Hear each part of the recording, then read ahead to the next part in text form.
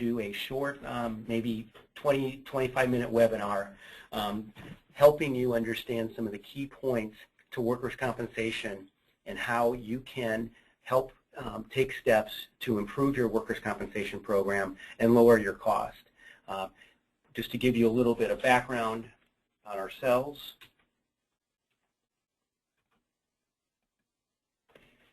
We are certified work comp advisors.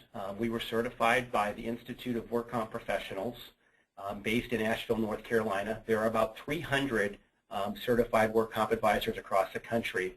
In 2010, we were recognized as the National Work Comp Agency of the Year, and we serve clients all over the country. So we speak very often across the country on workers' compensation. We've been published quite a bit. What you're going to hear today are things that we see on a daily basis when it comes to workers' compensation, and we're going to try to help educate you on some key points that you can take away from this that you can then try to start to implement at your company and help lower your workers' compensation costs. Probably the biggest thing when it comes to workers' compensation claims is communication. You can see that when somebody does get hurt, you have all these different entities, people, groups, organizations that are involved when somebody gets hurt. And what's really crucial is how you're bringing these people together to have the proper communication, because when communication breaks down, it's a terrible, terrible thing that will ultimately lead to higher claim cost, which ultimately leads to higher experience modification factors, which then increases your premium and decreases your profitability. One of the big messages that we try to get through to supervisors, to managers, is that workers' compensation acts as a tax on workplace injuries. A lot of supervisors, a lot of managers have this feeling that, well, we have a workers' compensation policy, so when somebody gets hurt, the insurance company is going to pay for it. And that's not correct at all. Ultimately, your company pays for work comp injuries through your experience modification factor, through indirect costs that we're going to talk about today. The big thing that we need to get across, as it says here, insurance companies don't pay for injuries, the employers do. Workers' compensation is the most controllable form of insurance that you have. And we see time and again companies that want to take steps to implement different protocols and procedures and take the steps to be proactive, really reap the benefits in how those steps affect their claims, their injury management, and ultimately, again, lowering their premiums and having that lower experience modification factor. There are three key components when it comes to when people get hurt. There's the employer, the employee, and the doctor. Probably the biggest thing from the employer standpoint is whether or not you're going to have a back on the job or return to work program. We can tell you by experience, if you don't have a return to work program, it is costing your organization a lot of money in inflated work comp claims, and inflated costs, and of course higher experience modification factors. We will spend a little bit of time today talking about return to work, but we could do a whole 1 to 2 hour webinar just on that topic alone. But one of the things that happens when we talk about communication is confusion. Your employees, when they get hurt, need to understand what's going to happen to them now that they've been hurt. What are the expectations that you have upon them? What can they expect from you? What can they expect from the doctor? Help them navigate the workers' compensation highway. Providing an injury packet is a good first step to them, letting them understand, here's what our commitment is to you now that you've been hurt. Here's what you can expect from the doctor, and this is what we expect from you as well. And the less confusion that goes on by that injured employee, the more, or less likely, I should say, that they are going to go and seek representation. The reason injured workers seek representation is they're scared and they don't know what lies ahead. So helping them understand what happens now that they've been hurt is a huge, huge step. Also, when it comes to communication, is what procedures do you have in place in your company regarding what is the protocol for supervisors and injured employees to notify whoever it is in your organization that somebody has been hurt, to start the process to get a claim in and things like that. This is a chart on lag time, and I can tell you from experience these figures don't lie. If it takes longer than a week to get a claim reported, you're looking at an 18% increase in the claim. 3 weeks, 30%, 4 weeks, 45%. These are huge, huge numbers, and this is why you want to have prompt reporting. Here's a simple chart too, just basically showing the difference between 2 and 10 days and getting a claim reported, and it's $3,400. So really what's important is to have early reporting. We try to train our customers to have claims in their organization reported, or injuries as well, within 60 minutes. So train all employees, supervisors, to get claims reported as soon as possible. This will reduce your workers' compensation cost. The doctor is a key component. They're going to diagnose a medical problem. What's the treatment plan? They're going to be key in getting that employee back to work. And using an occupational medicine facility, if possible, is really, really helpful versus a family doctor. An OcMed facility is going to focus on functionality, getting that employee back to work, where a lot of times a family doctor may focus on a disability, or why does this person need to be off for 3 weeks versus what can they do to get them back to work.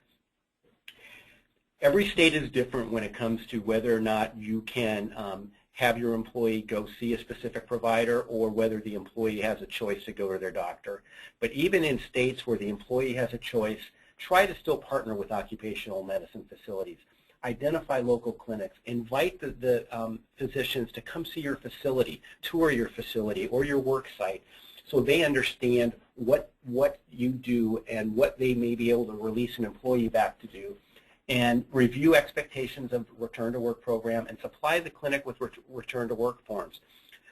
The clinics need to know that you have a return to work program.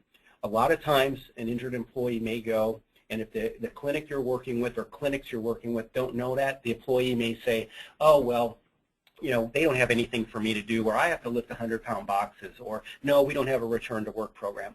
It's crucial for your medical providers to understand that you have a return to work program, and so partner with them, get to know them, and you will see a lot of good results from that. Sell your employees on the benefits of going to an OcMed facility, that they're going to get seen sooner, that this clinic or these doctors understand workers' compensation.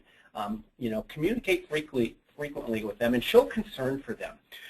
One of the things that, it may sound simple, but I've never had anybody in all my experience say it didn't work, is if you have somebody that gets hurt, send them a get well card, or have somebody from your team make a phone call to them. A lot of times that injured employee feels ostracized. And if they feel ostracized or not part of the team, they may, again, be apt to possibly go seek legal representation. So show concern for them. It can really, really go a long way. And also, again, make sure you discuss return to work expectations with that employee. And the third component of this is the employee. Are they going to decide to try to get better as quickly as possible, which most employees, when they get hurt, do? Or are they going to let this medical problem become a life-limiting event? Most injured workers do want to get back to work. There is a myth out there that, once they get hurt, they want to sit at home and get paid and not to do nothing. Quite frankly, I know that happens, but it's not as frequent as a lot of people think. And yeah, it is terrible when somebody does try to milk the system, and we wish we could change some things with that, but we can't. But again, the injury management that you do when somebody gets hurt can really, really help you get control of your work comp program. Not going to spend a lot of time on the complications of trying to explain the experience modification factor, but I want to get across a couple key concepts when it comes to your experience mod factor. The EMOD, as you can see here, for 2014, the current year that is going on right now is what they call the lag year, and then you have the 3 years prior to that, which makes up the history for your experience modification factor. Your premiums that you pay is basically the rate that the state sets through. Most states use NCCI. The payroll per 100, and then your experience modification factor is applied to that. And the average experience mod is 1.00. It is based upon your size of company, what industry you're in, and it compares you to similar companies with similar sizes. Don't expect you to know or understand this portion here, except we're going to focus on the injury experience mod sheet, IJ code 6, which is medical only. That's when you can keep a claim medical only, when there was no lost time, no indemnity, no anything that was paid in terms of impairment ratings. But basically that claim was kept medical only, and we're going to talk about how crucial it is that you strive to do that. This is the experience rating worksheet. One time I was speaking to a group in western Nebraska, and when I put this sheet up on the screen, a lady put her hand up and said, "Oh, I know that sheet. That's the sheet from hell." So yes, it's very, very confusing, but I just want to point out a couple things on here. One is you can see in the blue column there where it says IJ6. Those claims are what they call medical only claims. In many, many states, I believe it's now 38 states, there are states that are what they call ERA states. That stands for Experience Rating Adjustment. And what that means is if you can keep a claim medical only, that will be discounted 70% as it goes into your experience modification calculation. So that means if you have a $1,000 medical only claim, only $300 of that goes into the formula. It's a huge deal, because the minute you have any sort of indemnity or lost wages paid on that claim, that entire amount now goes into the formula. So, and I'm going to give you an example of showing the dramatic impact that has. So the reason you want to strive for having claims reported as soon as possible, why you want to do return to work, is to keep these claims medical only. Our industry has done a terrible job of educating companies on the ERA situation and the status that is and how important it is. One of a national insurance company hired us a few years ago to go around the country and train their agents on how to do work comp better. And we were in the state of Michigan and had 200 insurance agents in there. And Michigan is an ERA state, like Nebraska, where we're based. And when we were talking about this, we asked 200 agents in that room to raise their hand if they knew about the experience rating adjustment and how it impacted workers' compensation, and not one hand went up. So this is one of the reasons we're doing this webinar. You probably have never heard this, and it's a huge, huge factor. And as you can see here, it just came on the website. Rating reflects a decrease of 70% medical only, primary and excess loss where the ERA is applied. That's what I want you to take away from this by looking at the experience mod sheet. I'm not going to go into the details and confuse you about it, but keeping your claims medical only is very, very important. One of the things that is very important as well for supervisors and managers to understand is, what is your minimum experience mod? 99% of the companies that we deal with for the first time have never been told this, and it's a huge thing. Here's an example of a company that has a current experience mod of 1.09. Their minimum, though, is 0.61. So if they could go loss-free for 3 years, which is something every company should strive to do, they could get to a 0.61, which would decrease their premium $50,000. And this is huge for safety committees, managers, supervisors to understand, because we were dealing with a trucking operation, a flatbed trucking firm, and they were having a lot of injuries from their drivers jumping up and down, or jumping off the flatbed, I should say. When we started working with them and started showing them their minimum experience mod, they saw the dollars that were involved of what they could do potentially with getting some of these claims, you know, obviously lowered, or obviously the frequency of not happening. So they invested in some ladders, and they started using those ladders, and they saw that their return on investment was very, very good on getting those ladders, because their claim frequency went down, and they were able to lower their experience mod, which ultimately, when they lower their experience mod, increases their profitability, which is why everybody's in the business is to make money. So we're going to give a quick example here of the IJ6 situation and keeping claims medical only. On the left, we're going to take, and this will be different for every company, the dollars we're talking about, but we're going to take a medical-only claim of $2,000. So in this situation, the insurance company paid out $2,000. The 3-year impact to this company for that claim was a 3-year premium cost of $1,800. That's how that claim impacted their experience mod. On the right, though, we're going to take another claim. It was $2,000 in medical, but for some reason, there was $100 of indemnity or lost wages paid. So now, that claim isn't medical only. The entire amount of that claim goes into the premium calculation in terms of the experience mod. So you can see now that the 3-year premium cost on that jumped substantially from $1,800 to $6,600. So when you look at this, that $100 of indemnity payment cost almost $5,000 in increased premium. So you can start to do the math on this. If that claim was $5,000 or you have several of these a year and you're not able to keep a medical only, it is costing your company a lot of money. And again, these are things that your supervisors and managers need to understand, because it is the crux of why you want to have the early reporting of claims, why you do return to work. So one of the other things, and again, this could be something that I could spend an hour on for a webinar too, is create a good safety culture in your organization. It has to be from the top down, but it helps prevent injuries. It helps keep you OSHA compliant. It helps you be prepared for the unexpected, and it does improve the work environment and morale. And trust me, I've seen it time and again. I have seen companies that have tremendous cultures in their organizations, and their experience mods reflect that.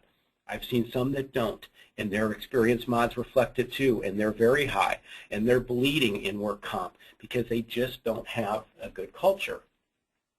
And one of the things that stems from this is, you know, safety is important, don't get me wrong, but study after study shows that 88% of all employee injuries come from unsafe acts, not from unsafe conditions.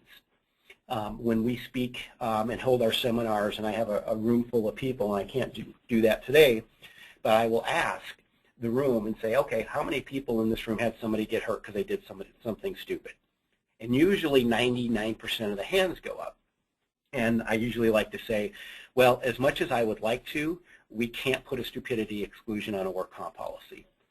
I have a client in Iowa that is a trucking operation, and they one of their mechanics was under the semi removing a clutch, and he was supposed to have a stand under there to help support the weight of the clutch. This employee decided he did not need that stand and took the clutch into his face to the tune of about a $200,000 work comp claim for that employer. Just ridiculous. He did a stupid thing, and now that employer really had to pay for it. Now, that employer is very proactive when it comes to work comp, and now what they decided to do is it is mandatory to have a stand in there, under there, and they have to have another employee down there to help them as well. So again, just when you can get your team and your employees to always be thinking about what they're doing and trying not to do anything stupid, it can really pay off for you. One of the other things that this can really help with the culture is indirect cost. And this is, again, another point that's really, really good for supervisors, managers, safety committee. When you have a workplace injury, your firm does incur indirect cost. These costs aren't covered by the insurance company, and they do come directly out of your bottom line. You can see here are some examples of what happens, some of the things that do incur indirect costs.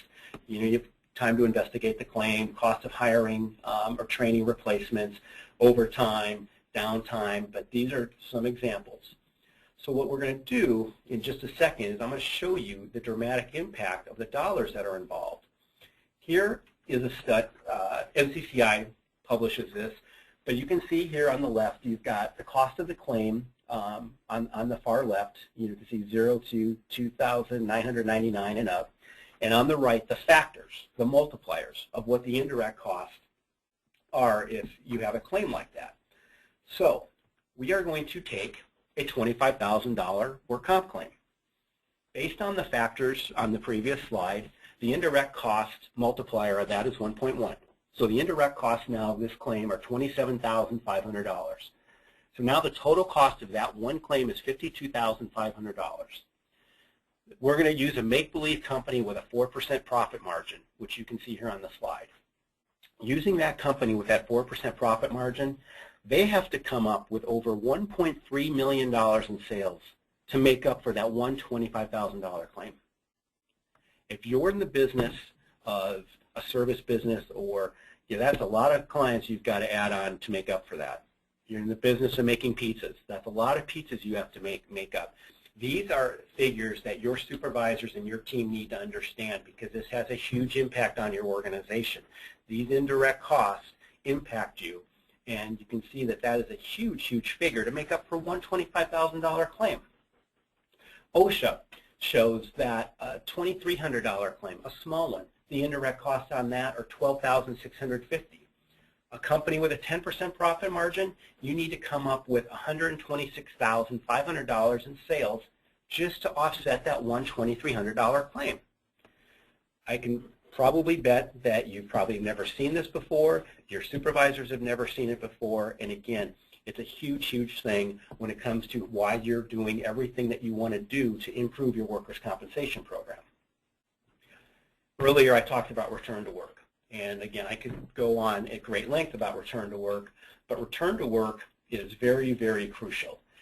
If you're not doing it, it's costing you money.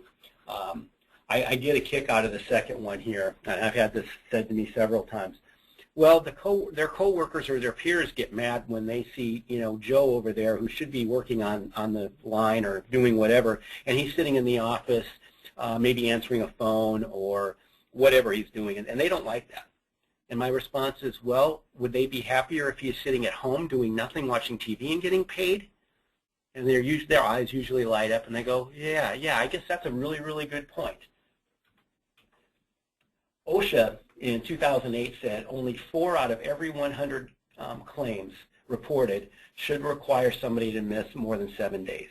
And that's a big deal, because in some states, the waiting period before indemnity paid is 7 days. In other states, it's 3 days, sometimes it's 4 days. But again, that's the time period you have to try to get that employee back to work before indemnity or lost wages start to kick in. There's obviously the benefits to the employee are immense. From the employer standpoint, if you don't have return to work, you're wasting money or burning money or flushing money down the toilet. But it's also important to have that a written policy for your return to work.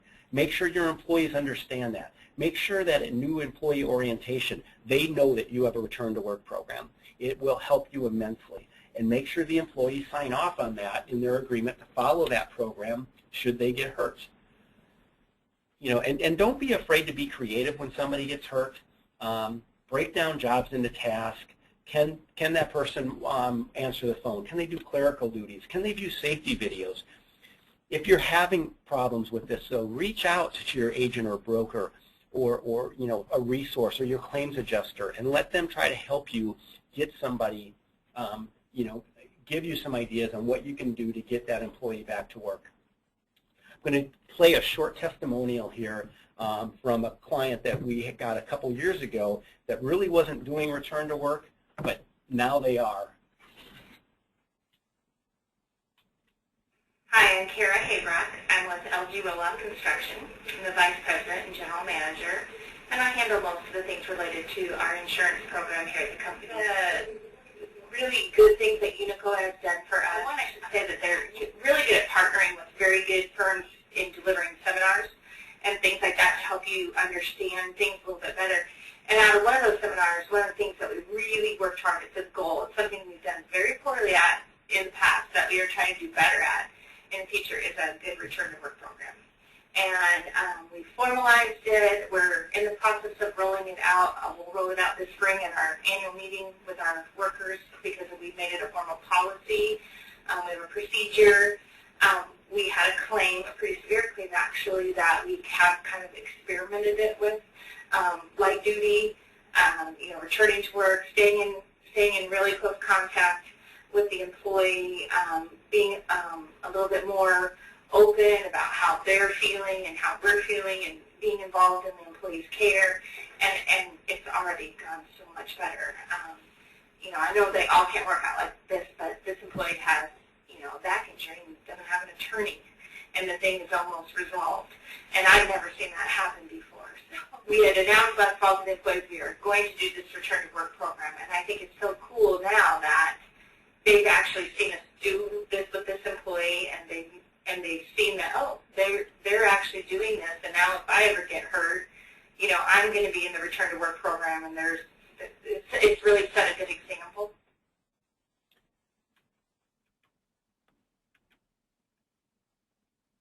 So you can see that there's a great story right there of somebody that wasn't doing return to work and then started, and how successful it was, and it's continued to work for them.